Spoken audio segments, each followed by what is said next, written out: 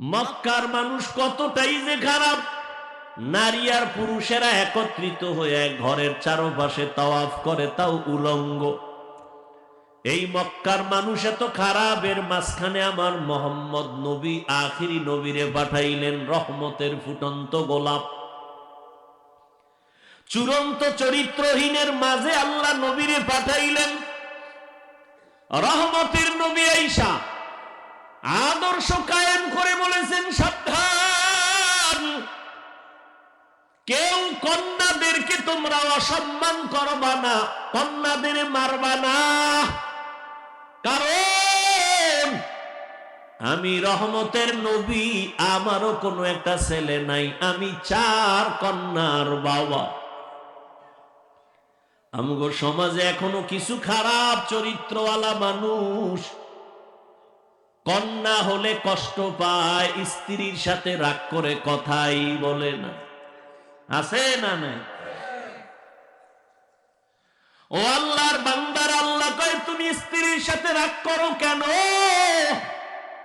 সন্তান তো আমি আল্লাহ দেই, তোমার স্ত্রীকে তো পুরস্কার দেওয়া দরকার যে তোমার আমানতটা সে বহন করছে, কত রাত ঘুমাতে পারে নাই।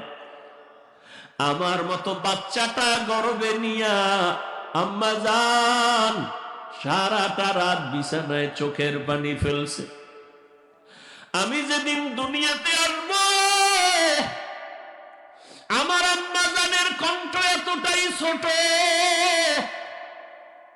ঘরের ভেতরে আওয়াজ দিলে সামনে যায় না, কিন্তু আমি যেদিন দুনিয়া আসবো আম্মা জান বেহুশ হয়ে চিল্লাইতেছিল। আমার আম্মার কণ্ঠের আওয়াজে পাশের বাড়ির মানুষ ঘুমাইতে পারে নাই, চিল্লায়া কান্না করেছেন আর বলছে, ও স্বামী আমার, আমারে মাফ করিয়া দাও, আমি বোধহয় বাঁচবো না, মরে যাব। 7 আসমান আমার মাথার উপরে চেপে আসছে, আমার প্রসব বেদনা সহ্য করতে পারি না, মরিয়া যাব। ও স্বামী, তোমার সন্তানটা তোমার স্ত্রী বহন করলো, খানা খাইতে পারলো না, ঘুমাইতে পারলো না, তুমি তাকে পুরস্কার দাও, না দিয়া তুমি তার সাথে রাগ করো, মেয়ে হলো কেন? আল্লাহ বলেন, লিল্লাহি মুলকুস সামাওয়াতি ওয়াল আরদ ইয়াহাবু লিমান ইয়াশাউ ইনাসা ওয়া ইয়াহাবু লিমান ইয়াশাউ যুকুর আও ইউযাওয়িজুহুম যুকরানা ওয়া ইনাসা ওয়া ইয়াজআলু মান ইয়াশাউ আকীমা ইন্নাহু আলীমুন কাদির।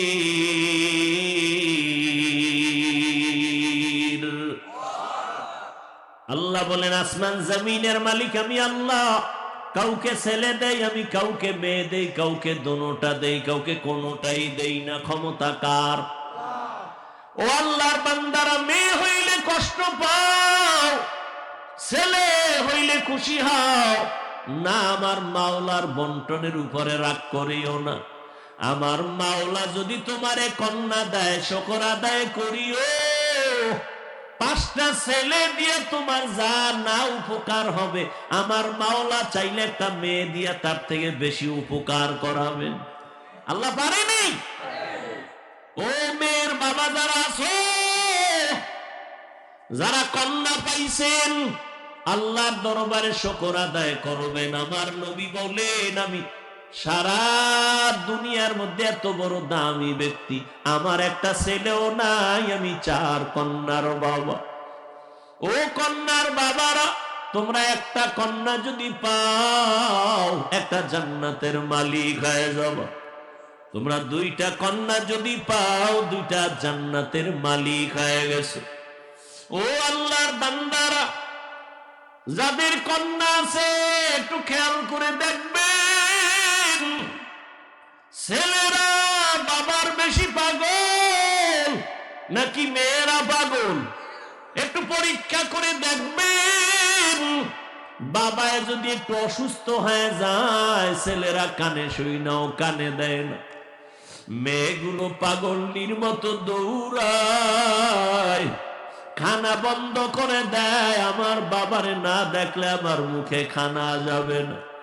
একটা কন্যা বাবার জন্য কত পাগল, ওদিকে মায়ের যত কষ্ট, আম্মাজান বাচ্চা গর্ভে নিয়ে খাইতে পারে না, আবার রান্না করতে হয়।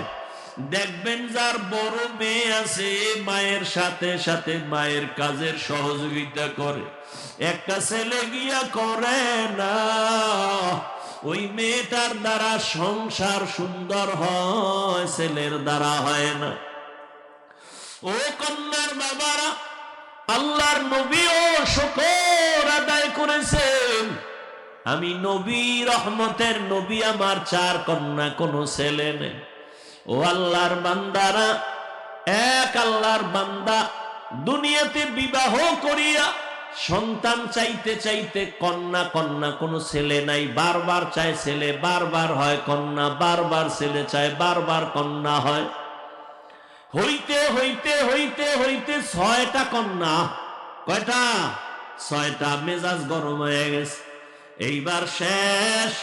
আল্লাহর বান্দা কয়, ও বিবি, 7ম নাম্বারে যদি গর্ভে সন্তান আসে, কন্যা হলে তোমারে তালাক দিয়ে দিব।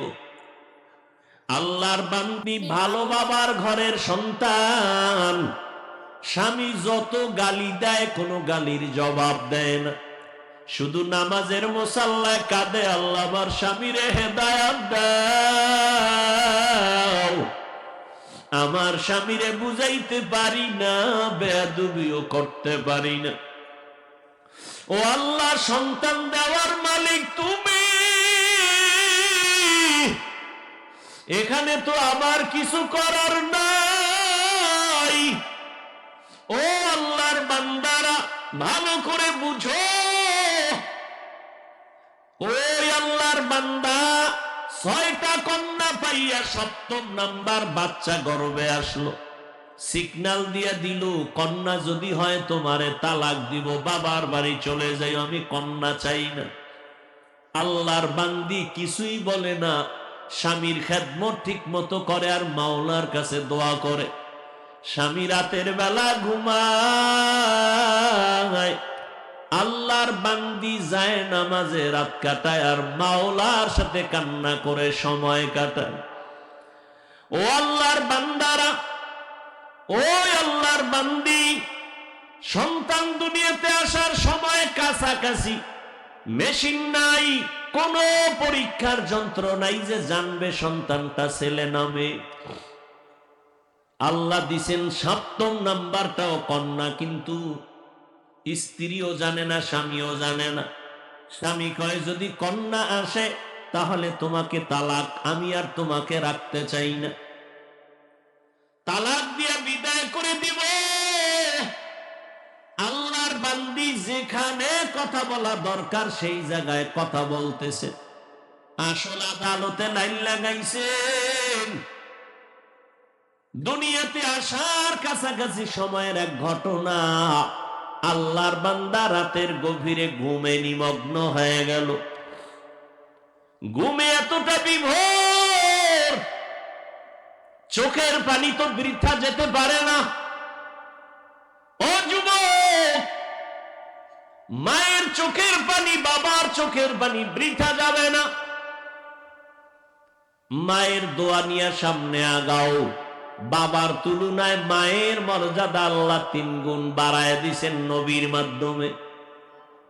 এই যুবকেরা, মা বাবার দোয়া ছাড়া সামনে আগাইতে পারবা না, সফলতা আসবে না।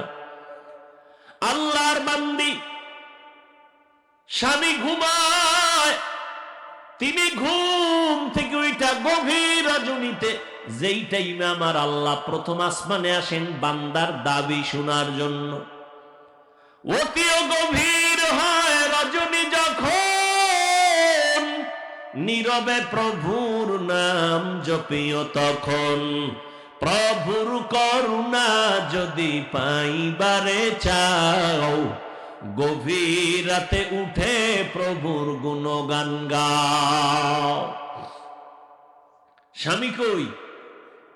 ঘুমায়, কঠিন ঘুমে আছে। স্ত্রী ঘুম থেকে উঠা গর্ভে বাচ্চা, জায়নামাজ একটা নিয়া ঘরের এক নির্জন জায়গায় গিয়া চুপচাপ নামাজে দাঁড়ায়া আল্লাহর দরবারে কান্না শুরু করলে, ও দয়ার মালিক, আমার বাবা দিনদার ফ্যামিলি, আমার বাবার আমি একটা সন্তান, আমার ইজ্জত তুমি হেফাজত করো। স্বামী ভালো খারাপ যাই হোক, আমার বিবাহের বন্ধনের দ্বিতীয়টা আশা, এটা আমার কলঙ্ক। ও আল্লাহ, তুমি ইজ্জতের হেফাজত করিও,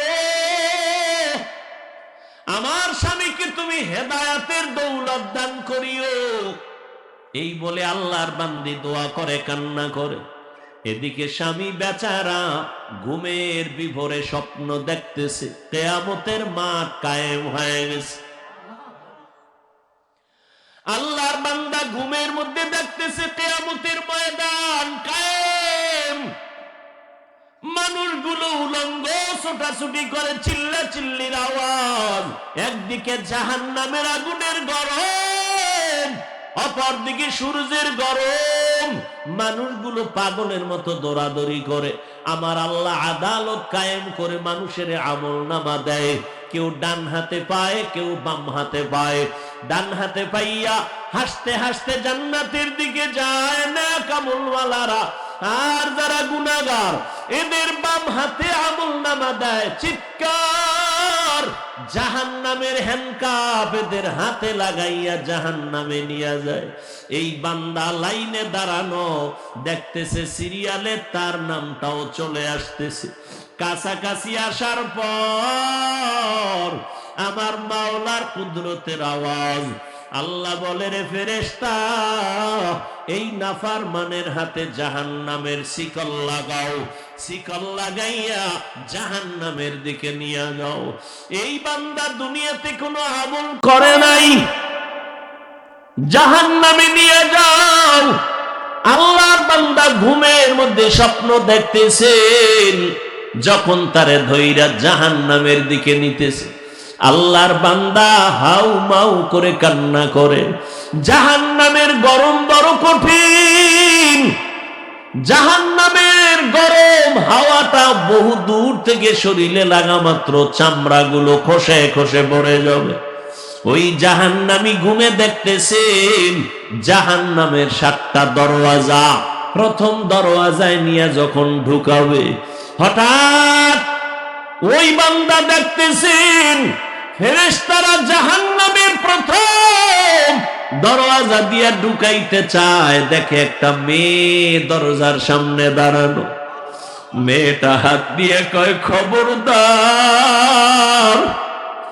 আমার বাবারে কই ঢুকাও,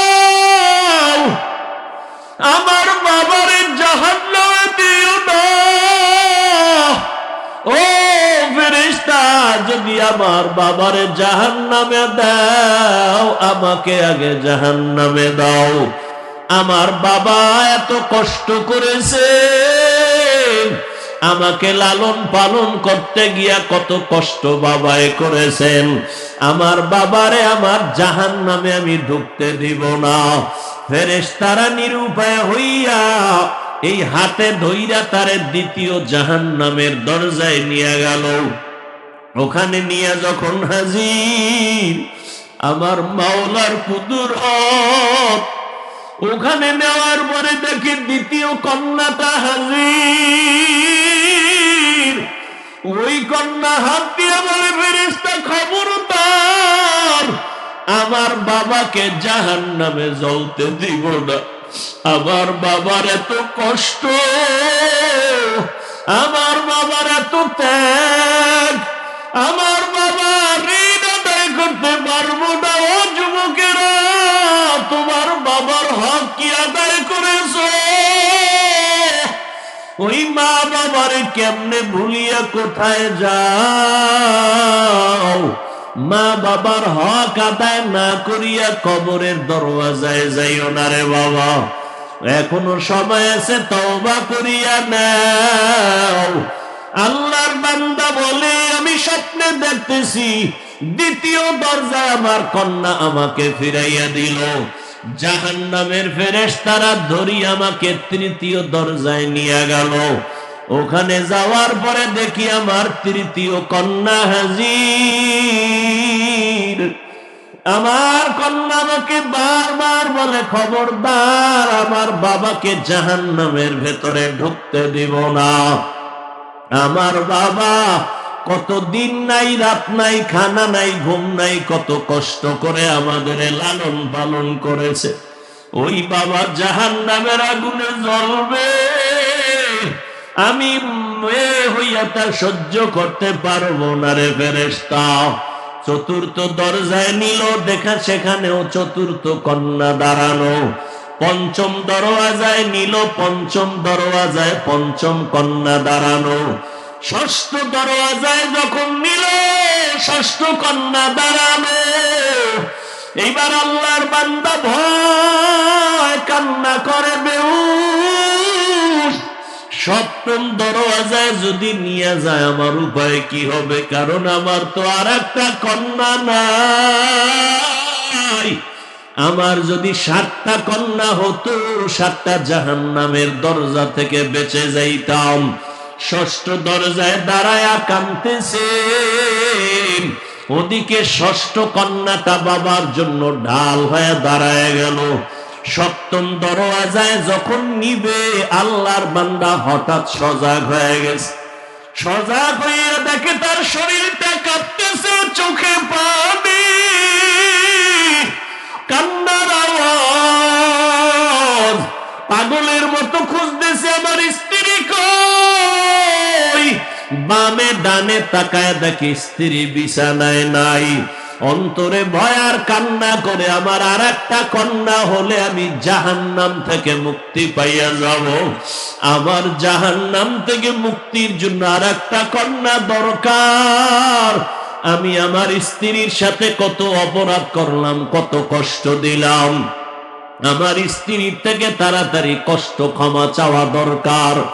আল্লাহর বান্দা কান্না করে আর তালাশ করে, কই স্ত্রী কই। খুঁজে খুঁজে দেখি স্ত্রী এক রুমের ভিতরে যায় নামাজে সিজদায় কান্নার আওয়াজ। আল্লাহর বান্দি সিজদায় পড়ে কাঁদে আর বলে, মালিক আমার স্বামীকে তুমি হেদায়েতের দৌলত দাও। আমার স্বামী আমাকে অর্ডার দিছে, কন্যা যদি হয়, সপ্তম কন্যা হলে আমাকে তালাক দেওয়ার সিদ্ধান্ত নিয়েছে। হঠাৎ পিছন থেকে আওয়াজ, কান্না শুইনা আল্লাহর বান্দা স্ত্রীর হাত জড়ায় কাঁদে আর বলে, বিবি আমারে মাফ করিয়া দাও, আমি বড় অপরাধী। আমার কন্যা বড় নেয়ামত, আমার কন্যা বড় আমার জন্য বড় ঢাল। আমি না বুঝিয়া তোমাকে অনেক কষ্ট দিয়েছি, বাজে কথা বলেছি, আমাকে মাফ করে দাও। আল্লাহ যদি কন্যা দেয়, আমি তওবা করলাম, আর রাগ করব না। এই স্বপ্ন দেখলাম, আমার জাহান্নাম থেকে আমার কন্যারা ঢাল হয়ে ফিরাবার চেষ্টা করলো। ও দুনিয়ার মানুষ, আমার মায়ার নবী মক্কা নগরীতে আসিয়া কন্যাদের ইজ্জত আল্লাহর মাধ্যমে আল্লাহ বাড়ায় দিলেন, নারীদের সম্মান বাড়ায় দিলেন। ও পর্দার আড়ালের আম্মা জানেরা, বোনেরা, আপনাদের এত দান, এত মর্যাদা। আপনারা নবীদের মায়ের মতো মা, সাহাবায়ে কেরামদের মায়ের মতো মা, হাফেজে কোরআনের মায়ের মতো মা। এত সম্মান আল্লাহ দান করেছেন। সন্তানগুলো আদবওয়ালা, আদর্শওয়ালা বানায়া যান। ডাক্তার বানাবেন, ইঞ্জিনিয়ার বানাবেন, প্রফেসর বানাবেন। সন্তানগুলো কোরআন পড়ায় নবীর আদর্শওয়ালা বানায়া যাবেন। আপনাদের অবদান আর দোয়ার কারণেই দুনিয়ায় সব সন্তানগুলো ভালো হয়েছে। ও আল্লাহর বান্দা, ও যুবক, যাদের মা দুনিয়ায় নাই, বাবা নাই, চোখের পানি ছেড়ে দোয়া করিও। ওই মা বাবার হক তুমি জীবনে আদায় করতে পারবা না।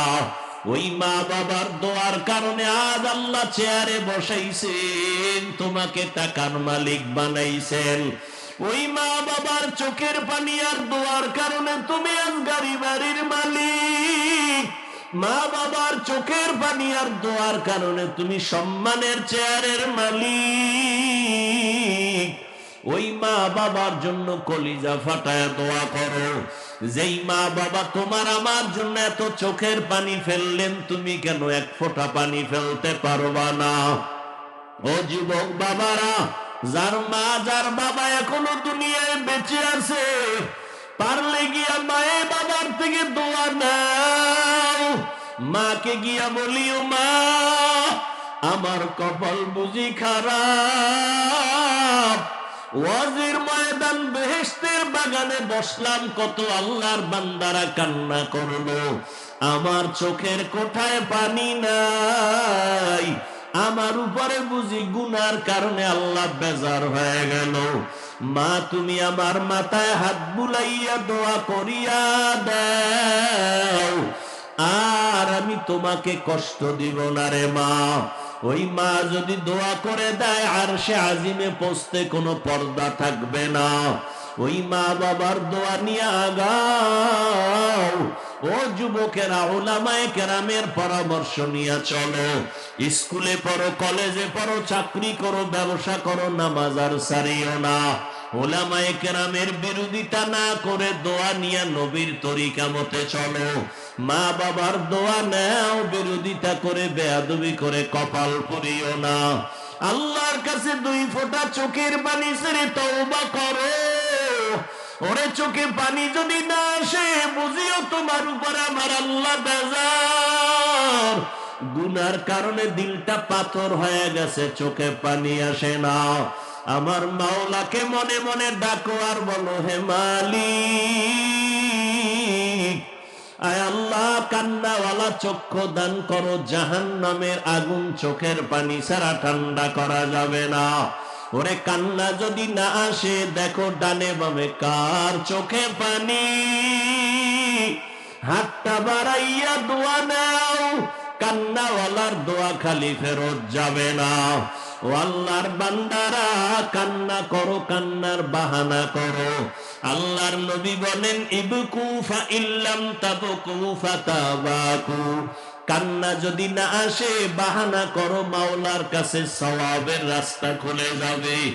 1 ফোঁটা চোখের পানির কত দাম! আল্লাহ কোরআনে বলেন, ফালিয়াজহাকু কালিলাও ওয়ালিয়াবকু কাসীরা।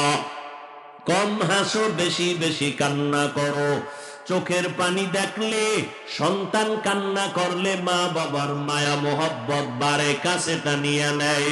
কোন ছাত্র যদি কান্না করে, ওস্তাদের মায়া বাড়ে, কাছে টানিয়া নেয়। ও আল্লাহর বান্দারা, ওই মা বাবা ওস্তাদের থেকে আমার আল্লাহর মায়া কি কম? আমার আল্লাহর তো ছেলে নাই, মেয়ে নাই, আদরের গোলাম। ও মানুষ, তুমি যদি 1 ফোঁটা চোখের পানি ছেড়ে দিতে পারো, আমার আল্লাহর কেন মায়া তোমার দিকে আসবে না? এখন থেকে তওবা করে নাও। আল্লাহর কোরআন সত্য, নবীর কথা সত্য, উলামায়ে আহলে সত্য। বরকতের মাস সামনে, রমাদান, একটা রোজা আর ভাঙবা না, নামাজ ছাড়বা না, দাড়ি কাটবা না, বেপরদায় চলবা না। তওবা করার মতো যদি পাক্কা নিয়ত করতে পারো, দুর্বলতা যদি অন্তরে না থাকে, খাঁটি তওবার নিয়তে 2টো হাত আমার আল্লাহকে দেখায়া দাও। আয় আল্লাহ, আমাদের হাতগুলো কবুল করে নেন, তওবা কবুল করে নেন। তওবার উপরে মজবুত হইয়া চলার তৌফিক দান করেন, আমিন। আলহামদুলিল্লাহি রাব্বিল আলামিন।